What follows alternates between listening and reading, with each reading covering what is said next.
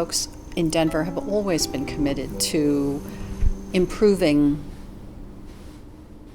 access to services. Absolutely. I mean, you had the statewide coalition, which was great, and you had the Denver Domestic Violence Coordinating Council, and then you had Fatality Review, and that's how we at least all knew each other. But in terms of what a victim had to walk through, it was still, well, here's the shelter number, or here's the number for Safeguard, or here's the number for Amend.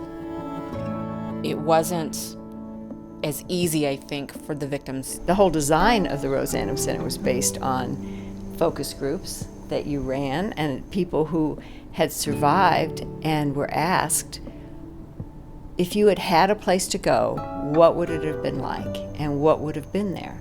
And based on those answers, the Rose Annam Center was designed also with the input from every single agency and nonprofit who would eventually be involved.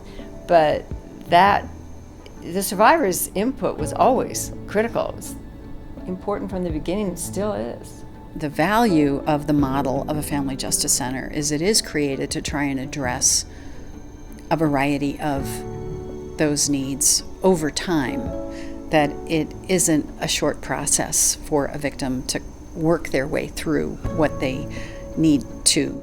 It's hard to convey the true power of collaboration. You know, there's not like a nice little image you can give it that really captures that dynamic. But really there's so much strength for change with collaboration. I mean, look what we've done.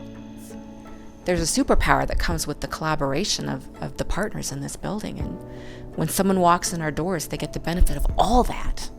So one of the things that I think was truly amazing in this whole project was how many people came together to make this happen and really connected with the vision of what we were trying to create. From Cole Finnegan and Steve Siegel and Josh Hanfling, who connected us with so many other people as well.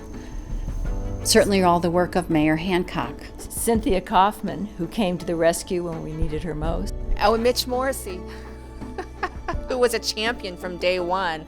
And actually, you were with the DA's office. I mean, he made it possible for us to have staff time so that we could actually accomplish all the goals that we were setting. I don't know what we would have done without you and Steve and Mitch in the DA's office, honestly.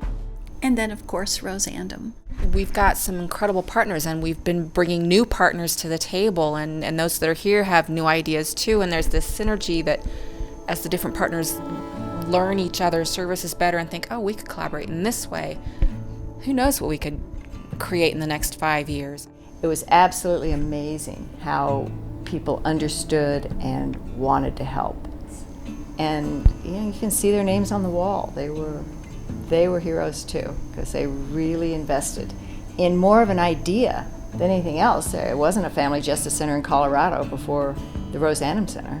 My point of view is always supporting financially, because that's the way organizations continue on. And if they have value, then people will come to them, as people have all along to the Rose Annam Center. If people can't give money, if they can't get involved as a volunteer, if nothing else, at least suspend your judgment and understand that victims and survivors are actually really incredibly strong people trapped in a really bad situation, and let's show grace and understand that it's a difficult situation to live in, and not cast judgment, and don't ask, why don't you just leave? Let's just eradicate that from our response. There are 1,001 reasons why a victim might stay, and they are all sane and rational reasons. So that's the easiest thing that anybody among us can do.